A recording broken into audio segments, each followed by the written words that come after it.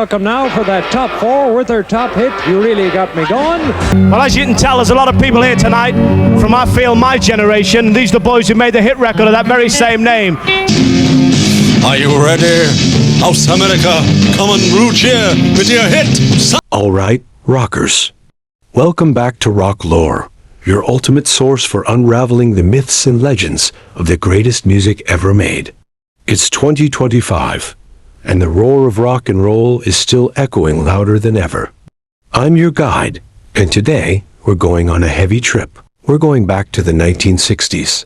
Now, most people think of the 60s as peace signs, flower power, and pop songs. And sure, that was part of it. But beneath the surface, something darker, heavier, and undeniably louder was brewing. A new beast was being born, forged in the fires of blues, psychedelia, and raw, untamed rebellion. This was the moment rock started to get hard.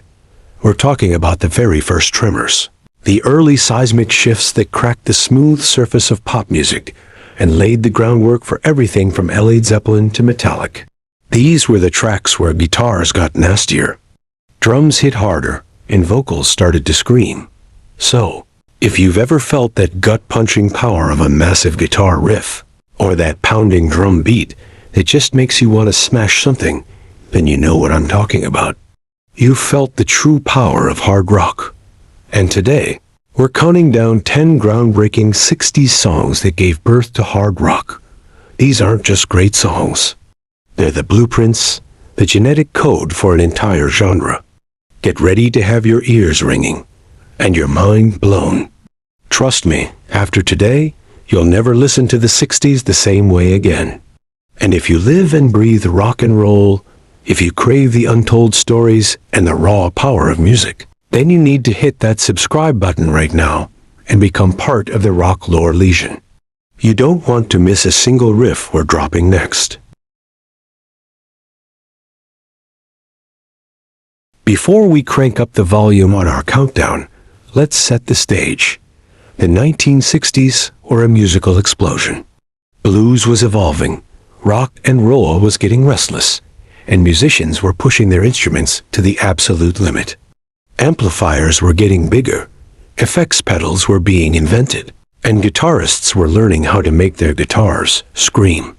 Hard rock wasn't born in a single moment, or from a single band.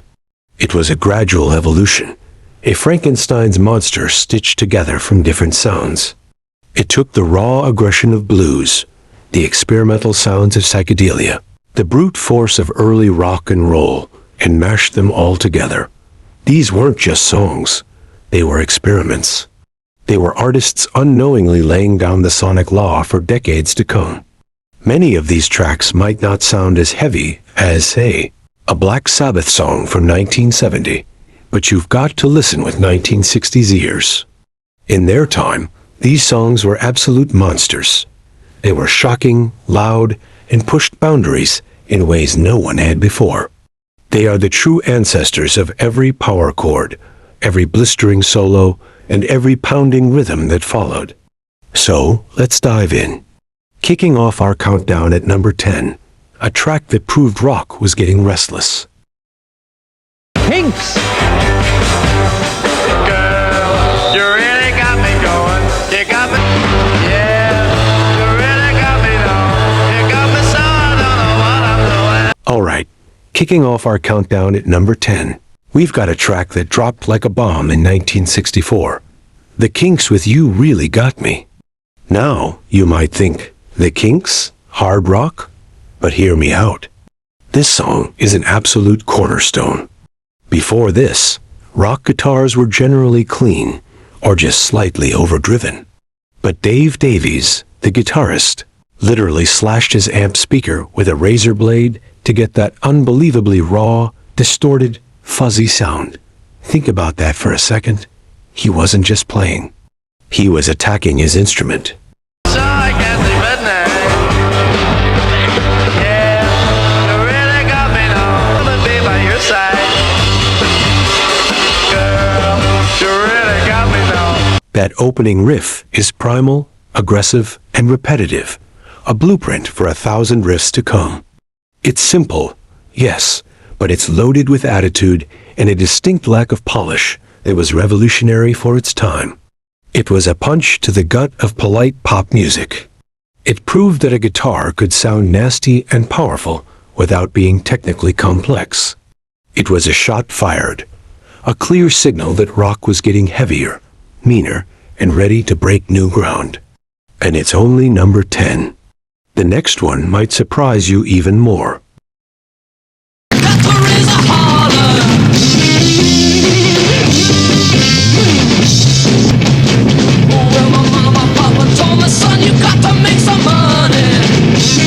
Moving on to number 9. We crank the dial up several notches with Blue Cheer and their absolutely pulverizing cover of Eddie Cochran's Summertime Blues from 1968. If You Really Got Me was a punch, this was a sledgehammer. Blue Cheer is often called the first true heavy metal band, and for good reason. This track takes a classic rock and roll song and injects it with an insane amount of volume, fuzz, and raw power. The guitar tone is thick, sludgy, and oppressive. It's less about a clean riff and more about a wall of sound that just washes over you. Dickie Peterson's bass is just as heavy, and the drums are relentless. I've got to take the weeks, I got the hammer by me.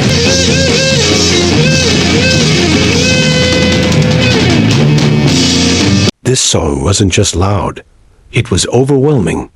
It pushed amplifiers to their breaking point and audiences to their limits. It was an exercise in pure sonic aggression, demonstrating that rock could be not just distorted, but massive. It literally set the standard for how heavy rock could get in the 60s. And trust me, number 8 brings a different kind of intensity.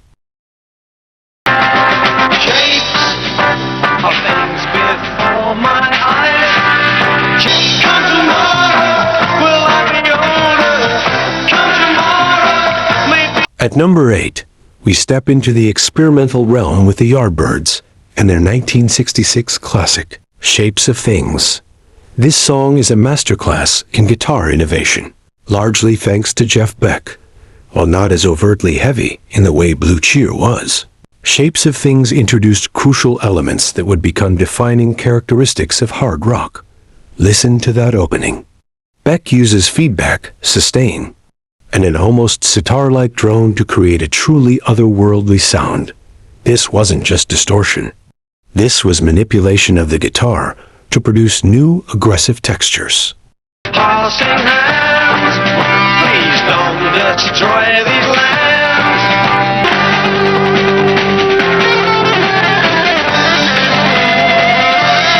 The song's bridge features a groundbreaking guitar solo that builds in intensity, incorporating controlled feedback and a sense of improvisation that screamed, pushing boundaries. It showed that hard rock wasn't just about simple power chords. It could be technically adventurous and sonically diverse. Beck was truly sculpting sound. And the next song on our list takes that sonic sculpting to an even more mystical place.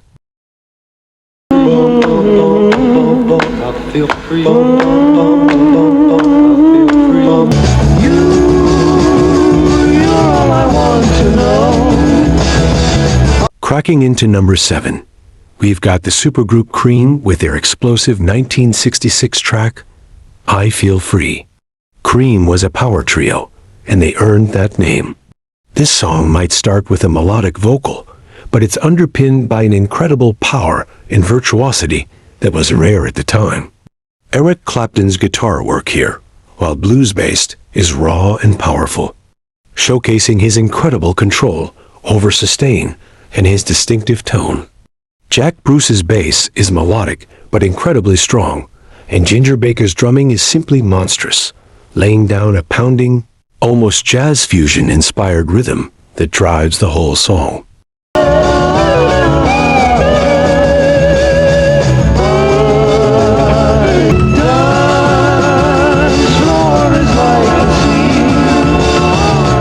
I Feel Free showed that 3 musicians could create a sound that was heavier and more intricate than many larger bands.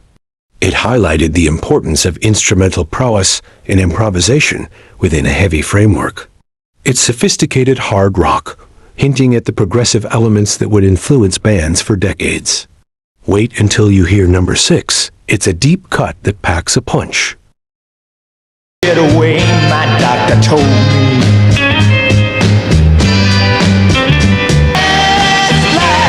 You better be cool or you'll wind up a fool like me. At number 6, we're digging deep into the garage rock scene for a hidden gem. The Ugly Ducklings with Black Pearl from 1967. Now, this Canadian band might not have the household name recognition of Cream, but Black Pearl is an absolute beast of early hard rock. It's got a relentless pounding rhythm section, snarling vocals, and a guitar riff that is dirty, mean, and utterly infectious. It's got that raw, unpolished energy that perfectly captured the rebellious spirit of the time. She's got on me and she knows that I can't bring myself to beat her.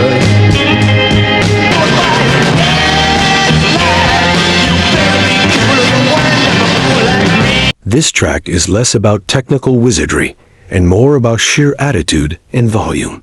It's garage rock turned up to 11, pushing towards something heavier and more aggressive than traditional rock and roll. It showed that the hard rock sound was emerging not just from the big names, but from hungry bands in basements and small clubs all over the world. This is a truly underrated blueprint, and number 5 takes us back to a legendary group.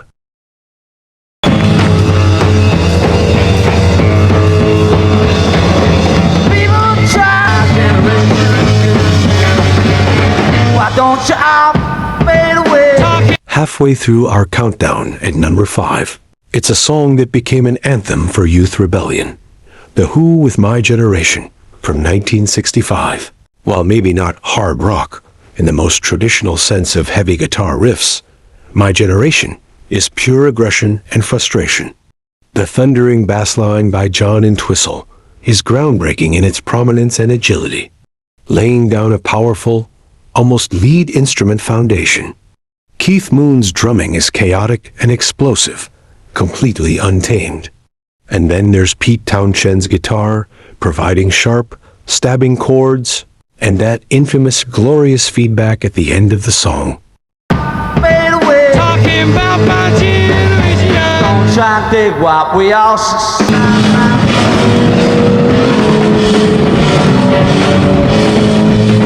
This track embodies the raw energy and almost violent power that hard rock would embrace.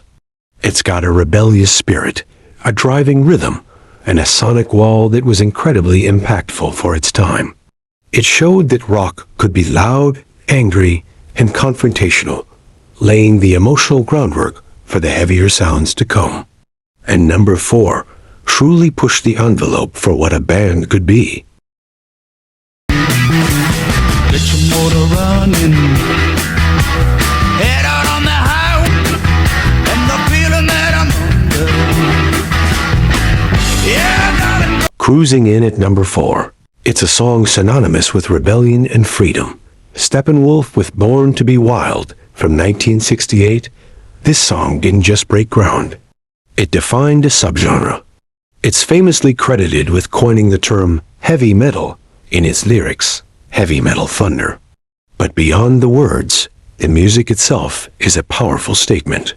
The riff is simple but effective, chunky and driving, immediately recognizable. It's got a strong, bluesy backbone, but infused with a raw energy that pushes it into heavier territory.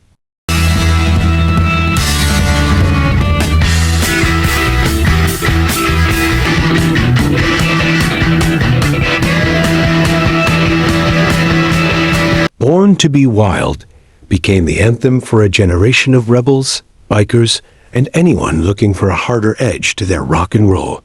It's got a swagger and a directness that foreshadowed much of the hard rock and metal to come. It's a sonic statement of intent. And coming up at number 3, we have a band that truly invented their own sound. To the bottom, I go back to the top of the slide. Where I stop and I turn and I go for a ride. Tell me the answer. Will you make me a lover? All right, holding strong at number 3. And prepare to be surprised again. It's the Beatles with Helter Skelter from their 1968 White Album. The Beatles? Hard rock? Yes, absolutely. This track is an absolute shocker. It's raw, chaotic, and relentlessly loud. A complete departure from their earlier, more melodic sound. Paul McCartney reportedly wanted to make the loudest, dirtiest rock song possible, and he succeeded. The guitars are brutally distorted, the drums are pounded mercilessly, and John Lennon's backing vocals are a guttural scream.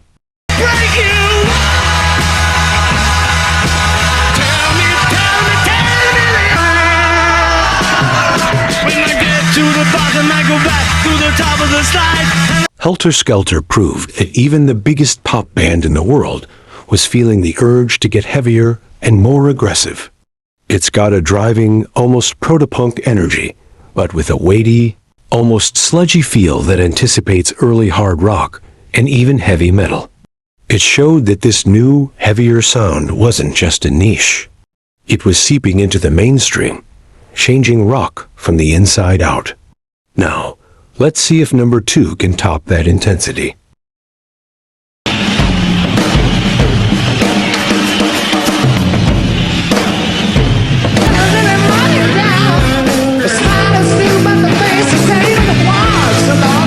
Breaking into the top 2, it's a band that would define hard rock for generations. Led Zeppelin with Heartbreaker from 1969. This is where the blueprint really starts to solidify. From that opening, raw, unmistakable riff by Jimmy Page, you know you're in for something powerful. The riff is bluesy, but it's delivered with a crushing weight and a driving rhythm that was becoming the signature of hard rock. Robert Plant's vocals are soaring and aggressive. Bonzo's drums are thunderous, and John Paul Jones's bass locks it all down.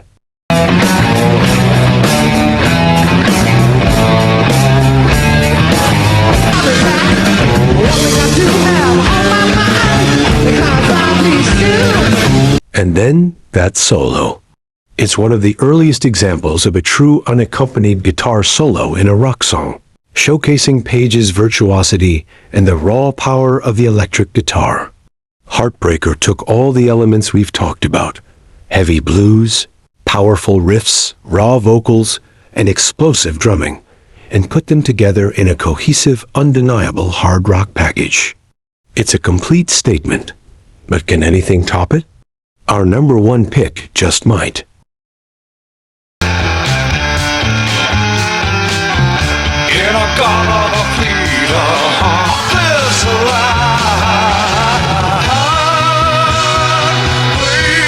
All right, rockers, holding the top spot, our number 1 groundbreaking 60s song that gave birth to hard rock is the monumental, epic, and utterly mind-bending In-A-Gadda-Da-Vida by Iron Butterfly from 1968. Now, some of you might be saying, wait, really? A psychedelic song? Absolutely. And here's why it's number 1. While not always recognized as hard rock by modern definitions, this song was revolutionary in its heaviness, length, and repetition.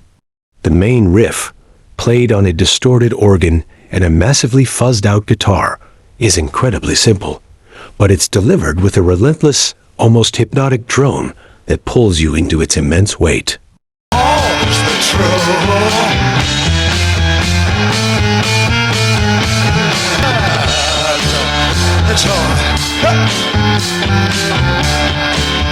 This 17-minute epic, in its album version, featured a groundbreaking, extended drum solo by Ron Bushy, and long, heavy instrumental passages that allowed for raw, unpolished sonic exploration.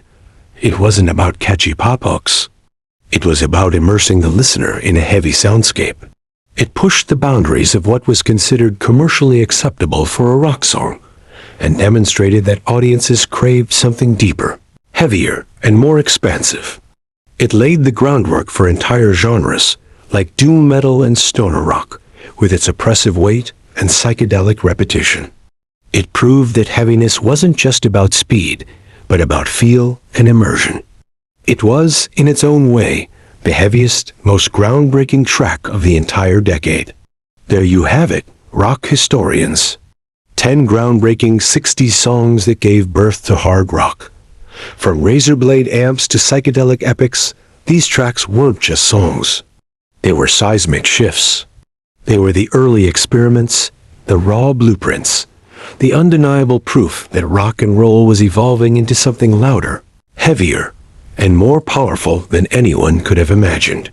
These artists, often unknowingly, laid the foundation for the stadium-filling anthems, the blistering solos, and the earth-shaking drums that would define rock music for decades to come. They are the true sonic architects of hard rock. If you've loved this deep dive, and you live for the thunder of a great riff and the untold stories behind the music, then it's time to hit that subscribe button right now. And make sure to ring the notification bell so you never miss a beat from rock lore. We've got so many more legends, myths, and groundbreaking sounds to explore together. Ready to keep rocking? Check out these other rock lore videos. 10 Forgotten One-Hit Wonders from 1971. Rock music you need to hear. What was the most surprising song on our list for you? Or which 60s track do you think truly pioneered hard rock? Let us know in the comments below. We love hearing from fellow rock fanatics. Until next time, keep it loud and keep the spirit of rock and roll alive.